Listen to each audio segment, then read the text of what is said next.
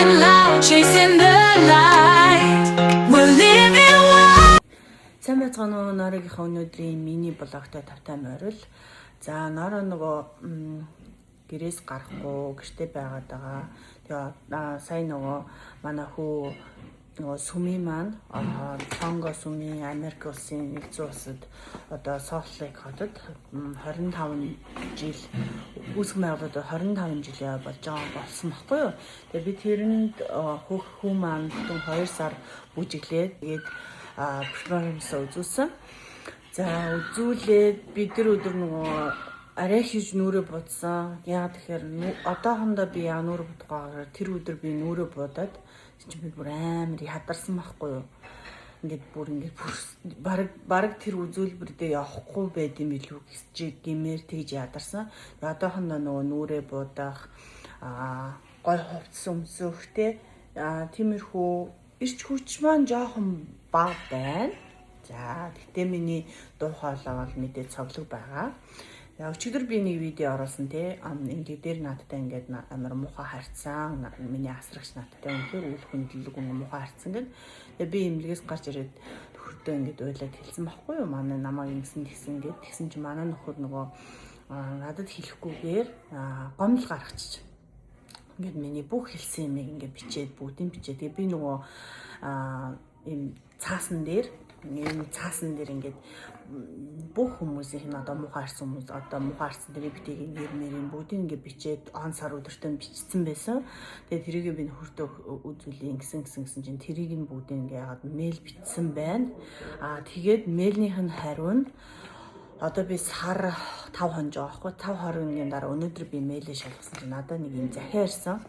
За соёлтой газар үнэхээр хуультай газар үнэхээр мундаг юм аа гэж би бодлоо. Тэгээ бас одоо хүндлэлтэй би ингээд хамгаалагдсан шүү. Би хуультай шүү. Намайг бас ингээд хуулийн те энэ хүн гэж надтай муухай харсан ч гэсэндээ намайг хамгаалах юм хууль байдаг шүү гэсэн мэдрэмжийг би авсан. Тэгээд энэ захиагаа бүр ингээд заяа. За захиагаа ингээд заяа бүр ингээд монголоор бичсэн заяа. Монголоор бичсэн. Тэгээд уучлалт хүссэн бүр бид нар ингээд бүхэл сарын турш одоо таны нөхрийн гомдол гаргасны дагуу би бүх ажилтнаа шалгаад ингээд бүгдийг ингээд дуусаад бүх юм ингээд хийсэн. Тэгээд үнэхээр их уучлалт гуйж байна. Бид нар эмнэлгийн байгууллага бид нар бол хүнд ингэж муухай мэдрэмж төрүүлэхгүй харин бид нар ингээд илүү сайхан сэтгэл төрүүлэхийг би хүсдэг гэж хэлсэн байхгүй. Тэгээд яг сүүлийн гоё таалагдсан хэсгийг уншаад үгүй. Тэгээд энэ нь болохоор эмчилгээний хувьд таны хүлээлтэнд хүрээгүй бид хүлээн зөвшөөрч байна. Өвчнүүд эмчилгээ хийзээ орохоо тодорхой мэдэж эмнэлэгт байх хугацаанд бүрэн дэмжлэг авч байгаа мэдрэх нөхцлүүдийг бүрдүүлэхийн тулд бид үзлэг эмчилгээний үеэр харилцааг дахин нэгтэлж байна. Манай зорилго бол өвчтнүүдийн өөрсдийгөө аюулгүй туслам дэмжлэг авч сайн халамжлуулж сайн гэдгээ мэдрэх эмчилгээний орчныг бүрдүүлэх явдал юм аа. Бид тэр хүлээлтэнд хүрч чадаагүй те үнэхээр их харамсаж байна. За тэгээд танд үзүүлсэн үйлчлэгээ төгс байж чадаагүй ч бид танаас үнэхээр чин сэтгэлээс уучлалт гуйж байна. Тэгээ хэрвээ та бидэнтэй ярмаар байгаа бол бидэнтэй холбогдоорой гэсэн ийм гоё уучлалын захиа хүлээж авлаа. Тэгээд энэ мэдрэмжийг энэ захиаг авсан чинь аваад уншиж байхдаа би ингээд зүгээр ингээд уйлцсан. Яа тэгэхээр амар гоё өгтэй маш гоё захиа уучлалын захиа байна. Тэгээ би энэ амьдралдаа заяа хизээч хүнээс ер нь ойр дотныхоо хүнээс ч гэсэн ер нь хүмүүсээс уучлаарай гэдэг чин сэтгэлийн захиа болон ийм үгийг би авч үзээгүй. Тэгээ энэ бол миний амьдралдаа хамгийн гоё уучлалын захиа байлаа. Тэгээ би нэг уучлаа. Тэгээд хүлээж авлаа. Маш их баярлалаа. Та нар ингээд харилцаагаа сайжруулж ингэж ажил нь гэж хэлж байгаад маш их баярлалаа. Миний сэтгэл хувьдаа тайвширч байна гэж би бичсэн зөрүүлээд. Яа тэгэхээр миний гол зорилго болохоор бид нар үйлчилгээний газар би өөрөө үйлчилгээний байгууллагад ажилладаг байсан байхгүй юу? Би өөрөө медтек байсан. Тэгээ би өвчтнүүдэд харьцдаг. Тэгэнгүүтээ би хизээч төсөөлөөгүй өөрөө өвчтөн болоод тэр эмнэлэгт байхдаа эмнэлгийн ажилчнаас яг хүлээдэг тэр сайхан инээмсэглэл зүгээр юм ярихгүй ч гэсэн инээмсэглээд юу хэрэгтэй вэ? Юу тусламж хэрэгтэй юу байна гэд өөрийнхөө өвчнөдөө ингээд тэмцэж яваа. Тэр хүмүүсийг илүү их сэтгэлийн дэм өгөхийг би маш их хичээдэг. Тэгээд өндөөч гэсэн би яг өмнө хуучин ажил дээр ажиллаж байхад би 2 тийм настай хүнээс бүр 3 хүнээс гуруулаа нас орсон. Тэгээ 3 хүн нас орохоос өмнө яг сүүлийн үгийг би яг сонсож таарсан байхгүй юу? Тэр үг нь болохоор юу вэ гэхээр гуруулаа яг адилхан үг хэлсэн. Тэгээд ингээд чамд маш их баярлалаа.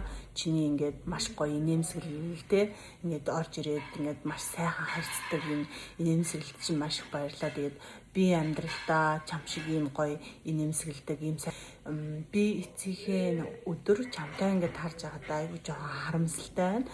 Гэхдээ чи бол бурхны хүүхэд өргөжлүүлэн гоё инээмсэглэлийг хүмүүс түгээж тэ. Тэгээд миний цонхыг ингээд хизээч хүн онгойлгож өгж байгаагүй. Ингээд за гаднаас амьсгал аваарай. Гадаа үнэхээр гоё байна. Чи гадааг мэдэрч байна. Нар гоё байна гэж хизээч хүн хэлж байгаагүй.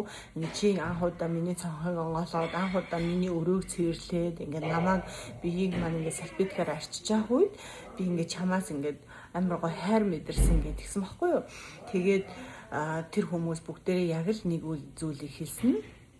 Чи бол бурхны хүүхдээ, чи үнэхээр сайхан амьдрнаа гэж хэлсэн. Намайг ингээд миний итгэл үнэмшил намайг илүү юм урам зориг оруулсан. Тэгэхээр хүнээс ингэж гоё үг сонсох үнэхээр гоё байдаг.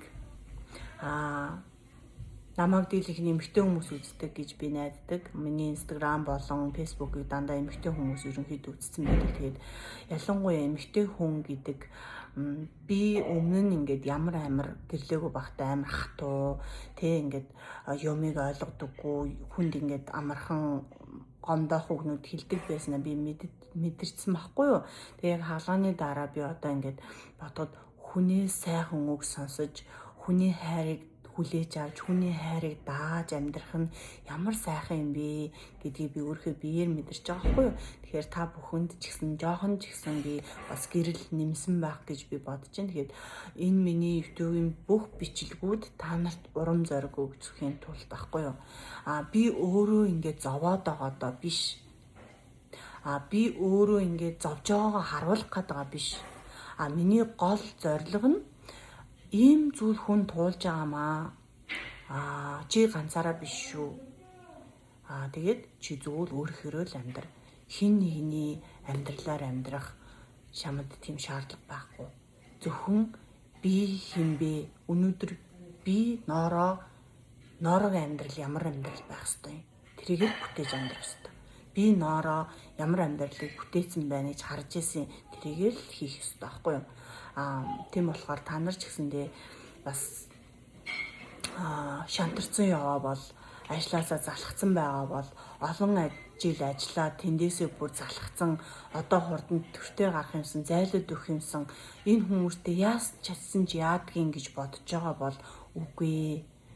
Та эцсийн өдрөө тэр мэргэжлийг тэр ажлыг сонгосон л эцсийн өдөр хүртэл та одоо тэтгэвртэй гарах хүртлээр та хамгийн сайхнараа байх ёстой. Дараа нь эргээд тэр зүйлс чинь таны үр хүүхэд, таны амьдралд эргээд баяр баясгалан жаргалыг үнэхээр авчирдээ шүү гэж хэлмээр байна. Тэгээд өнөөдрийн блог та бүхэн таалагдсан бол өргөжлөлн лайк, subscribe дараарай. Баярлалаа. Баяртай.